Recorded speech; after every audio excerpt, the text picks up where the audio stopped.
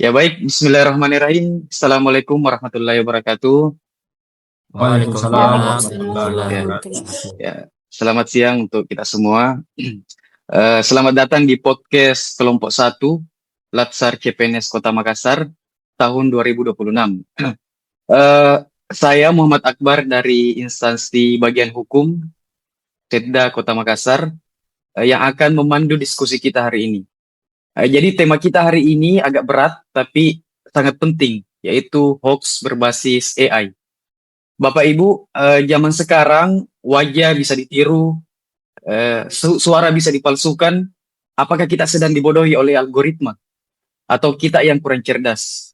Untuk menjawab itu, saya tidak sendirian. Saya bawa teman 8 orang hebat yang dari kelompok satu untuk membedah masalah ini terkait dengan hoax berbasis AI. Untuk menjawab itu saya tidak sendirian. Jadi kita ke narasumber pertama, Ibu Nadima. Jadi untuk Ibu Nadima, sebenarnya secanggih apa sih AI sekarang? Apa bedanya hoax zaman dulu dengan hoax zaman sekarang atau deepfake ini? Mungkin saya silakan diperkenalkan diri juga. Baik, terima kasih Pak Akbar. Perkenalkan, nama saya Nadima Audia dari Sekretariat DPRD Kota Makassar. Sebelumnya kita tahu AI atau Artificial Intelligence atau yang biasa dikenal dengan kecerdasan buatan. Jadi ini teknologi yang membuat mesin atau komputer mampu meniru cara berpikir dan belajar seperti manusia. Nah, sekarang ini kita hidup di zaman AI generatif. Ya, jadi AI generatif itu kecerdasan buatan yang bukan cuma menganalisis data saja, tapi sekarang juga mampu menciptakan konten-konten baru seperti mulai dari teks, gambar sampai video yang hasilnya itu makin hari makin mirip dengan yang asli.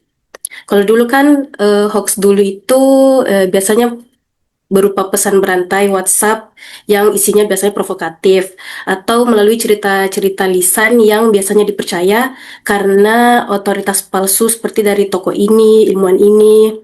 Nah, dari AI generatif ini sekarang muncul fenomena yang namanya deepfake. Nah, deepfake ini bukan sekedar seperti di filter di Instagram, tapi sekarang deepfake ini bisa memanipulasi wajah dan suara orang dengan sangat akurat. Seolah-olah orang tersebut benar-benar melakukan atau mengatakan sesuatu padahal itu tidak pernah terjadi. Jadi seperti ada wajah tokoh publik yang ditempel ke video lain atau mengkloning suaranya untuk mengatakan hal yang tidak pernah mereka ucapkan. Seperti itu. Ya, baik. Terima kasih untuk Bu Nadima. Jadi seberbahaya itulah AI zaman sekarang. Kemudian saya mau bergeser ke Bapak Anugrah. Dari pantauan Anda, Pak, ada tidak contoh kasus nyata yang pernah bikin gempar gara-gara hoax AI ini? Mungkin bisa dipaparkan, Pak.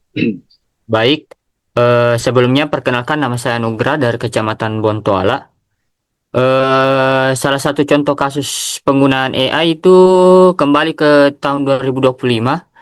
Seperti yang dijelaskan dengan Ibu Nadima, ada terjadi penipuan dengan mengedit video Gubernur Jatim Kofifa Indar Parawansa dengan menggunakan AI. Lalu video tersebut diubah narasinya menjadi penawaran motor murah seharga 500.000 yang diklaim sebagai amanah dari gubernur khusus untuk warga Jatim tanpa COD dan surat lengkap. Dan atas kasus ini 3 orang tersangka sudah diamankan dan ketiganya itu warga Kabupaten Pangandaran, Jawa Barat. Seperti itu.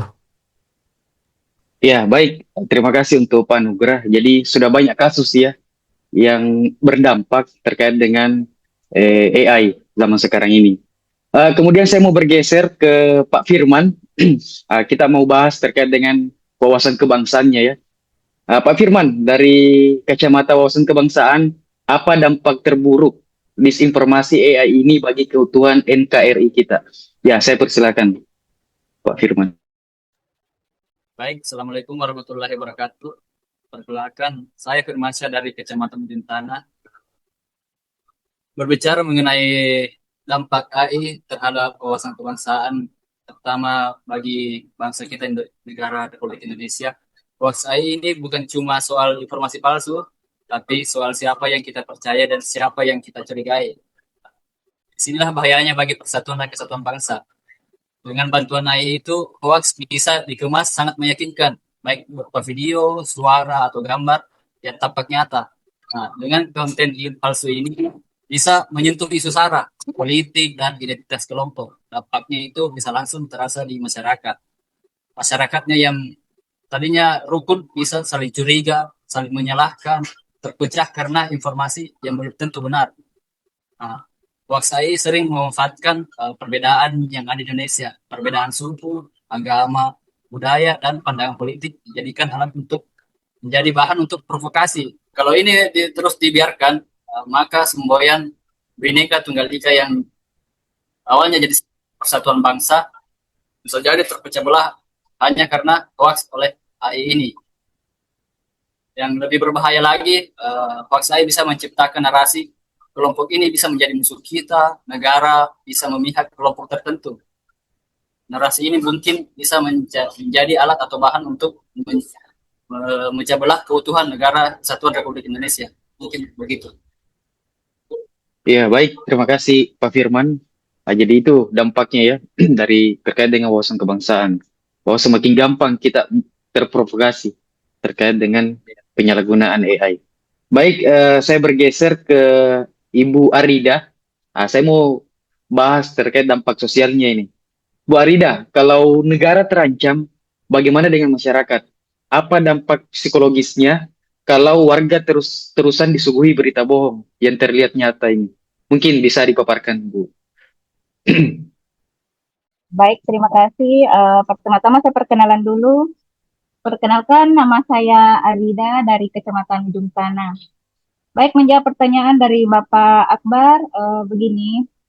Kita bayangin saja kalau tiap hari kita disuguhkan berita yang kelihatannya nyata, padahal palsu semua. Lama-lama yang kena bukan cuma pikiran, tapi juga perasaan. Awalnya mungkin kaget, terus jadi takut, habis itu kepikiran terus, yang buka HP rasanya deg-degan. Ini beneran nggak sih? Jangan-jangan ada apa-apa. Akhirnya jadi gampang cemas, susah tenang, otak juga jadi capek, kebanyakan lihat video palsu, bikin kita bingung sendiri. Mau percaya, ragu, nggak percaya, tapi kok kelihatannya nyata. Ujung-ujungnya malah males, ngecek, ngerasa resah, ribet, semua juga bisa palsu. Belum lagi emosi, video kayak gini biasanya bikin orang marah atau takut. Kalau keseringan, kita jadi gampang tersulut, hal kecil bisa jadi ribut, baik di grup WA, antar warga mulai sering curiga. Yang paling kerasa itu rasa percaya itu pelan-pelan hilang. Ke pemerintah, ke berita, bahkan ke orang sekitar. Semua jadi dipertanyakan, suasana jadi agak enak, agak canggung, gak adem, dan lain-lain. Dan ada juga yang akhirnya cuek, capek panik, capek mikir. Jadi ya udah, bodo amat. Padahal sikap kayak gini itu justru bikin kita makin gampang kena hoax berikutnya. Makanya mulai dari sekarang yang penting itu bukan cuma tahu nama video palsu, tapi juga jaga pikiran kita sendiri. Jangan langsung panik, jangan keburu share, tenang dulu, cek dulu. Karena ketenangan warga itu jauh lebih penting daripada jadi yang paling cepat. Mungkin itu saja yang bisa saya paparkan. Terima kasih Bapak Akbar. Ya baik, terima kasih Bu Arida. Jadi memang AI sekarang ini sudah tidak bisa kita bedakan mana yang asli dan mana yang palsu. Baik, kita bergeser lagi ke Pak Fadil. Nah, ini kita masuk ke ranahnya ASN ya. Pak Fadil, kita kan ASN punya aturan sesuai modul Smart ASN. Kira-kira bagaimana etika kita saat menerima informasi mencurigakan? Boleh tidak langsung kita share? Nah, mungkin bisa dipaparkan untuk Pak Fadil. Baik Pak, sebelumnya perkenalkan nama saya Fadil Fitrahman dari Dinas Perpustakaan. Mengenai pertanyaan barusan, kalau merujuk ke modul Smart ASN, jelas ya, ASN itu nggak boleh reaktif terhadap informasi, apalagi yang mencurigakan. Prinsip kita bukan siapa cepat share, tapi siapa paling bertanggung jawab. Kalau kita menerima informasi yang kelihatan janggal, entah itu berita, video, atau konten lain yang kelihatan terlalu meyakinkan, etikanya jangan langsung di-share. Tugas pertama ASN itu cek dulu kebenarannya, validasi sumbernya dari mana, bandingkan dengan media resmi, dan kalau ragu ya berhenti sampai di kita.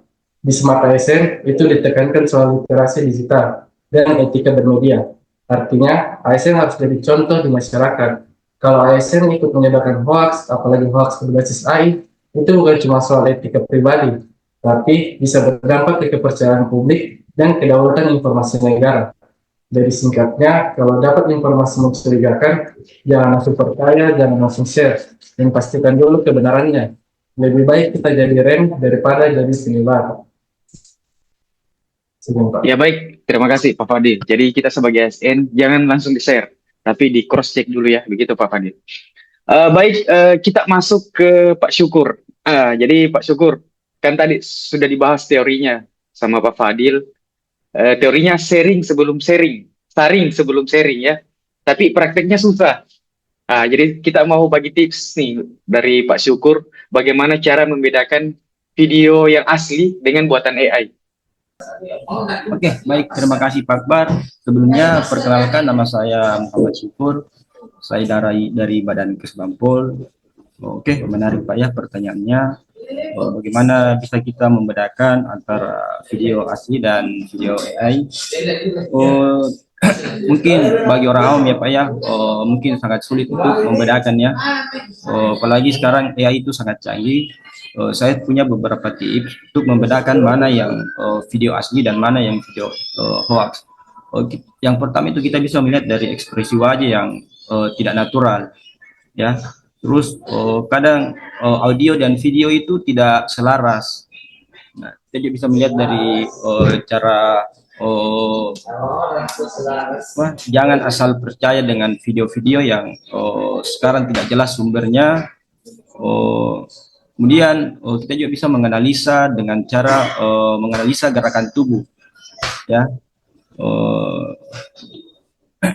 Kadang juga ini apa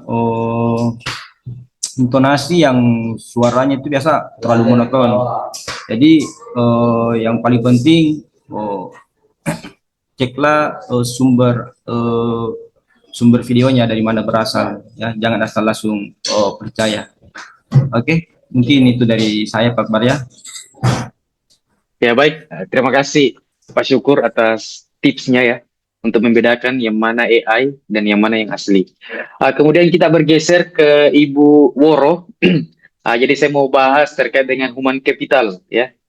Bu Woro, kan sebelumnya Pak Darmin sempat bahas human capital. Modal insani apa yang harus dimiliki ASN biar tidak gampang kena tipu? Apakah cukup modal pintar saja? Baik, saya persilakan. Baik, terima kasih Pak Akbar. Sebelumnya perkenalkan dulu, nama saya Widya Woropalu di Dinas Kesehatan Kota Makassar. Jadi di era sekarang ini hoax itu nggak lagi cuma teks dan gambar editan biasa. Dengan bantuan AI, hoax bisa kelihatan makin rapi, meyakinkan bahkan terasa lebih real. Nah, disinilah pentingnya modal intelektual dan modal emosional. Kita mulai dari modal intelektual dulu. Modal intelektual berperan besar buat berpikir kritis. Misalnya, kemampuan mengecek sumber informasinya benar nggak ya? Memahami cara kerja AI seperti deepfake atau teks buatan mesin. Sampai kebiasaan buat nggak langsung percaya suatu informasi. Orang dengan modal intelektual yang baik akan bertanya, ini sumbernya dari mana ya? Bagus nggak ya? Dan data pendukungnya ada nggak ya? Jadi nggak gampang kejebak atau ikut nyebarin hoax. Tapi pintar aja nggak cukup. Disinilah modal emosional juga berperan penting. Hoax berbasis AI sering banget main di emosi, takut, marah, panik, atau simpati berlebihan. Kalau kita nggak bisa mengontrol emosi, kita bisa langsung share tanpa mikir panjang. Kemudian modal emosional juga bikin kita bisa menahan diri, tetap tenang, dan nggak reaktif meskipun kontennya provokatif atau viral. Kalau digabung, dua modal ini bisa menjadi benteng yang kuat. Modal intelektual membantu kita menganalisis kebenaran, sementara modal emosional membantu kita mengendalikan reaksi. Tanpa dua-duanya, kita bukan cuma jadi korban hoax, berbasis AI, tapi juga kita bisa jadi penyebarnya. Jadi menghadapi hoax di era AI itu bukan soal teknologi canggih, setiap soal kesiapan manusia. Seberapa pintar kita memahami informasi dan seberapa dewasa kita mengelola emosi sebelum klik tombol share. Ya, terima kasih Iya. untuk Ibu Woro. Iya. Baik, kita terakhir ya, narasumber kita terakhir, Ibu Feby. Jadi kita mau dengar closing statement-nya dari Ibu Feby terkait dengan aksi bela negara. Terakhir, Bu Feby, apakah sikap kritis melawan hoax AI ini bisa kita kategorikan sebagai wujud nyata bela negara di era digital saat ini? Mungkin bisa dipaparkan, Bu Feby. Baik, sebelumnya perkenalkan nama saya Febrianti Sevanya, biasa dipanggil Feby dari Dinas Kesehatan. Baik, sikap kritis memang sangat penting dalam melawan hoax AI, dan tindakan melawan hoax AI ini merupakan wujud nyata bela negara yang berkaitan dengan nilai cinta tanah air.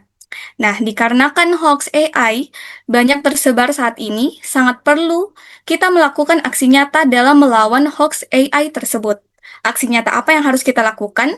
Kita bisa menjadi influencer kebaikan, di mana influencer tersebut berperan aktif menyebarkan informasi yang benar, mendidik dan menenangkan publik di tengah maraknya konten palsu hasil kecerdasan buatan. Influencer kebaikan juga bisa tidak terburu-buru membagikan informasi. Mereka menunjukkan praktik cek fakta, menyertakan sumber terpercaya, dan menjelaskan alasan suatu konten patut dipercaya atau diragukan. Influencer kebaikan juga, saat hoax beredar, influencer kebaikan fokus pada klarifikasi yang tenang dan berbasis data, bukan menyerang atau mempermalukan pihak lain. Dengan menjadi influencer kebaikan yang melawan hoax, kita sudah melakukan aksi nyata dalam penerapan bela negara. Seperti itu, Pak. Ya, terima kasih untuk closing statement-nya dari Bu Feby ya. Jadi, ya kita semua bisa saja menjadi influencer kebaikan untuk melawan hoax. Luar biasa closing statement yang sangat kuat. Baiklah sahabat ASN, kesimpulan diskusi kita hari ini jelas, teknologi AI itu alat, tapi hati nurani dan logika kita adalah kendalinya. Jangan biarkan jempol kita lebih cepat daripada nalar kita. Mari jadi ASN yang adaptif, tapi tetap kritis. Terima kasih kepada 8 rekan kita semua yang hebat-hebat. Terima kasih Pak Darmin yang sudah berikan kami ilmu terkait dengan kesiapsiagaan bela negara. Dan rekan-rekan Latsar semua, kami kelompok 1 mengucapkan terima kasih. Bisa teman-teman semua diaktifkan mic-nya. Kemudian kita yel-yel. Jadi yel-yelnya itu ketika saya bilang ASN berakhlak, kalian semua jawab bangga melayani bangsa. Bisa? Oke, ya. Oke, kita mulai. ASN berakhlak, Bangga melayani Melayani bangsa. Ulangi. oke.